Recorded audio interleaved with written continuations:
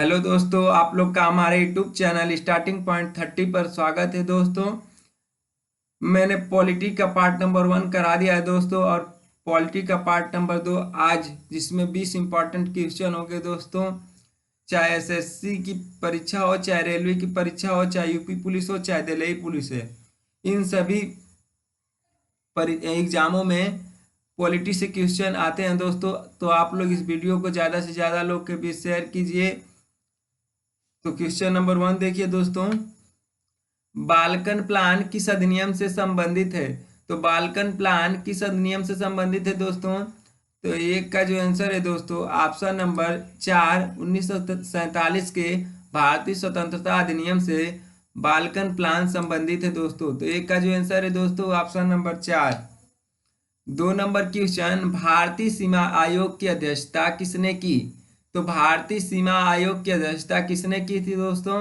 तो 2 का जो आंसर है दोस्तों, ऑप्शन नंबर 2, रेडक्लिफ ने भारतीय सीमा आयोग की अध्यक्षता की।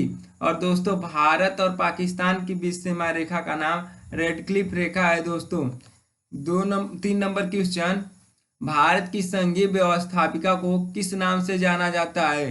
तो भारत की संघीय व्यवस्थापिका को किस नाम से जाना जाता है दोस्तों?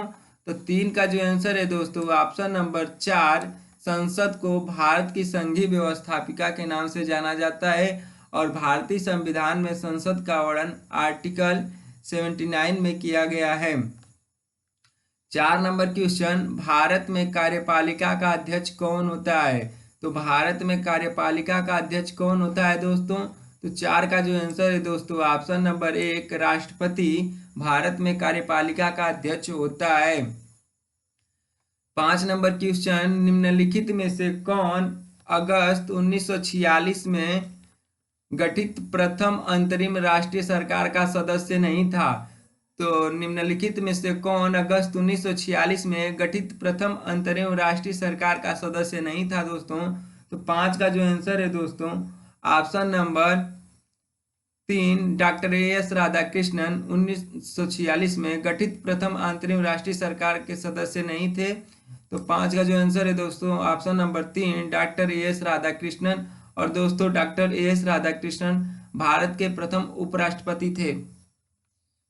6 नंबर क्वेश्चन, उद्देश्य प्रस्ताव कब और किसके द्वारा लाया गया? तो उद्देश्य प्रस्ताव कब और किसके द्वारा लाया गया था दोस्तों? तो जवाहरलाल नेहरू ने उद्देश्य प्रस्ताव लेकर आए 13 दिसंबर 1946 को।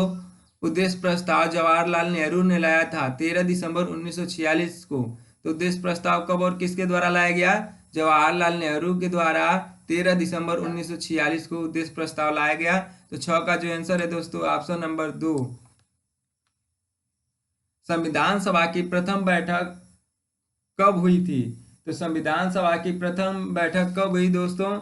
तो 7 का जो आंसर है दोस्तों, ऑप्शन नंबर 1, 9 दिसंबर 1946 को संविधान सभा की प्रथम बैठक हुई। 8 नंबर क्वेश्चन, किस संशोधन द्वारा मतदान की आयु 21 वर्ष से घटाकर 18 वर्ष कर दी गई? तो किस संशोधन द्वारा मतदान की आयु 21 वर्ष से घटाकर 18 वर्ष कर दी गई दोस्तों? तो 61वां संविधान संशोधन द्वारा मतदान की आयु 21 वर्ष से घटाकर 18 वर्ष कर दी गई थी दोस्तों। बहुत ही इंपॉर्टेंट क्वेश्चन है दोस्तों, एक किसी न किसी परीक्षा में पूछा गया क्वेश्चन है दोस्तों। तो आप लोग इस क्वेश्चन को रट लीजिएगा।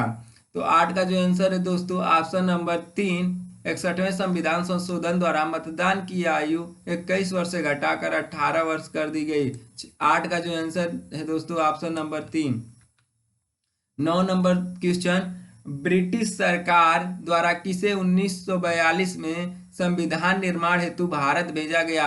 तो ब्रिटिश सरकार द्वारा किसे 1942 में संविधान निर्माण हेतु भारत भेजा गया दोस्तों? तो 9 का जो आंसर है दोस्तों, option number 2, sir Stafford Cripps को ब्रिटिश सरकार द्वारा 1942 में संविधान निर्माण हेतु भारत भेजा गया था। तो 9 का जो आंसर है दोस्तों, option number 2, sir Stafford Cripps. 10 नंबर क्वेश्चन, संविधान सभा द्वारा स्थापित मूल अधिकारों और अल्पसंख्यकों हेतु सलाहकार समिति के अध्यक्ष कौन थे? तो संविधान सभा द्वारा स्थापित मूल अधिकारों और अल्पसंख्यकों हेतु सलाहकार समिति के अध्यक्ष कौन थे दोस्तों? तो 10 का जो आंसर है दोस्तों ऑप्शन नंबर 2 सरदार वल्लभ भाई पटेल मूल अधिकारों और अल्पसंख्यक हेतु सलाहकार समिति के अध्यक्ष थे।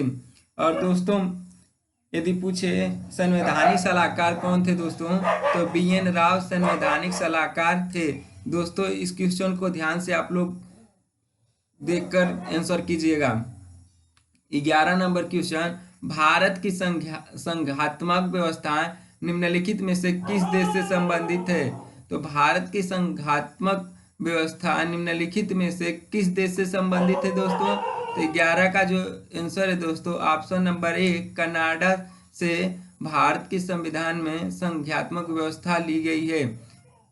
और दोस्तों अमेरिका से मौलिक अधिकार और उपराष्ट्रपति का पद लिया गया है दोस्तों। तो 12 नंबर क्वेश्चन देखिए दोस्तों, भारतीय मूल संविधान में शामिल थे। तो भारतीय मूल संविधान में शामिल थे दोस्तों। तो एक का जो आंसर है दोस्तों ऑप्शन नंबर 1 395 अनुच्छेद और 22 भाग और 8 अनुसूचियां भारतीय मूल संविधान में शामिल थे। 13 नंबर क्वेश्चन, भारतीय राजनीतिक व्यवस्था में इनमें से कौन सर्वोच्च है? तो भारतीय राजनीतिक व्यवस्था में इनमें से कौन सर्वोच्च है दोस्तों? तो 13 का जो आंसर है दोस्तों ऑप्शन नंबर 2 संविधान भारतीय राजनीतिक व्यवस्था में सर्वोच्च है दोस्तों। तो 13 का जो आंसर है दोस्तों ऑप्शन नंबर 2 संविधान। 14 नंबर क्वेश्चन, न्याय में सम्मिलित सभी पक्ष सामाजिक आर्थिक राजनीतिक भारतीय संविधान में किस देश से लिया गया है लिए गए हैं दोस्तों? तो न्याय में सम्मिलित सभी पक्ष सामाजिक आर्थिक राजनीतिक भारतीय संविधान में किस देश से लिए गए हैं दोस्तों? तो 14 का जो आंसर है दोस्तों ऑप्शन नंबर 2 रूस के संविधान से सामाजिक आर्थिक राजनीतिक भारतीय संविधान में जोड़े गए हैं। तो 14 का जो आंसर है दोस्तों ऑप्शन नंबर 2 रूस। और दोस्तों फ्रांस से बंधुत्व की भावना ली गई है और ब्रिटेन से एकल नागरिकता ली गई है और अमेरिका से मौलिक अधिकार और उपराष्ट्रपति का पद और जर्मनी से आपातकाल के बारे में भारतीय संविधान में शब्द जोड़े गए हैं दोस्तों। 15 नंबर क्वेश्चन, राजनीतिक लोकतंत्र तब तक अस्थायी नहीं बन सकता जब तक कि उसके मूल्यों में सामाजिक लोकतंत्र नहीं हो। उक्त कथन किसका था? तो राजनीतिक लोकतंत्र तब तक अस्थायी नहीं बन सकता जब तक कि उसके मूल्यों में सामाजिक लोकतंत्र नहीं हो। उक्त कथन किसका था दोस्तों? तो 15 का जो आंसर है दोस्तों ऑप्शन नंबर 2 BR अम्बेडकर ने ये कथन कहा था दोस्तों। तो 15 का जो आंसर है दोस्तों option number 2 BR Ambedkar. 16 number question, Bharat में लोकतंत्र का कौन सा स्वरूप प्रचलित है? तो भारत में लोकतंत्र का कौन सा स्वरूप प्रचलित है दोस्तों? तो 16 का जो आंसर है दोस्तों ऑप्शन नंबर 2 अप्रत्यक्ष लोकतंत्र भारत में का स्वरूप भारत में प्रचलित है दोस्तों। 17 नंबर क्वेश्चन, निम्नलिखित में से कौन सा शब्द सन 1975 में भारतीय संविधान की प्रस्तावना में शामिल नहीं था? तो निम्नलिखित शब्दों में से कौन सा शब्द सन 1975 में भारतीय संविधान की प्रस्तावना में सम्मिलित नहीं था दोस्तों? तो 17 का जो आंसर है दोस्तों ऑप्शन नंबर 4 अखंडता सन 1975 में भारतीय संविधान की प्रस्तावना में सम्मिलित नहीं था। 17 का जो आंसर है दोस्तों ऑप्शन नंबर 4 अखंडता। 18 नंबर क्वेश्चन, निम्नलिखित में से कौन भारत को धर्मनिरपेक्ष राज्य वर्णित करता है? तो निम्नलिखित में से कौन भारत को धर्मनिरपेक्ष राज्य वर्णित करता है दोस्तों? तो 18 का जो आंसर है दोस्तों 18 का जो आंसर है दोस्तों ऑप्शन नंबर 2 संविधान की प्रस्तावना भारत को धर्मनिरपेक्ष राज्य वर्णित करता है। तो 18 का जो आंसर है दोस्तों ऑप्शन नंबर 2 संविधान की प्रस्तावना।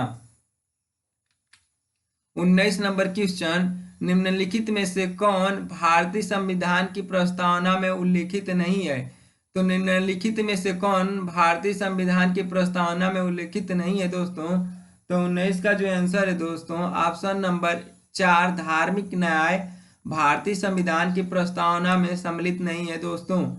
20 नंबर क्वेश्चन दोस्तों, और यह लास्ट क्वेश्चन होगा दोस्तों, भारतीय संविधान का कौन सा भाग संविधान की आत्मा कहलाता है? तो भारतीय संविधान का कौन सा भाग संविधान की आत्मा कहलाता है दोस्तों? तो 20 का जो आंसर है दोस्तों, ऑप्शन नंबर 4, संवैधानिक उपचारों का अधिकार भारतीय संविधान की आत्मा कहलाता है दोस्तों। और दोस्तों आर्टिकल में जब पूछ दे कि किस आर्टिकल को भारतीय संविधान की आत्मा कही गई है, तो आर्टिकल 32 भारतीय संविधान की आत्मा कहलाता है दोस्तों। और भारतीय संविधान का कौन सा भाग संविधान की आत्मा कहलाता है? तो 20 का जो आंसर है दोस्तों, ऑप्शन नंबर 4, संवैधानिक उपचारों का अधिकार भारतीय संविधान की आत्मा कहलाता है। यदि दोस्तों हमारी वीडियो आपको अच्छी लगी हो तो लाइक कीजिएगा और ज़्यादा से ज़्यादा दोस्तों के पास शेयर कीजिएगा और उनसे कहिए कि हमारे चैनल स्टार्टिंग पॉइंट 30 को सब्सक्राइब कर लें। और यदि आप इन सभी क्वेश्चनों का PDF चाहते हैं तो इस वीडियो के डिस्क्रिप्शन बॉक्स में टेलीग्राम चैनल का लिंक दे दूंगा, तो आप लोग वहां से PDF डाउनलोड कर सकते हैं दोस्तों।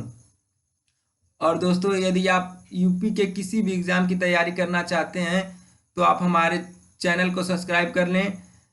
और मैं शाम को एक वीडियो अपलोड करूंगा जो हिंदी की होगी। हिंदी जानते हैं दोस्तों, यूपी SSSC लेखपाल की वैकेंसी आने वाली है, उसमें भी काम करेगी। और जेल वार्डन का पेपर होने वाला है, उसमें भी हिंदी आती है दोस्तों। तो आप लोग हमारे चैनल को सब्सक्राइब जरूर कीजिए और ज़्यादा से ज़्यादा लोगों के बीच शेयर कीजिए दोस्तों। तो धन्यवाद दोस्तों, मिलते हैं अगले सेशन में।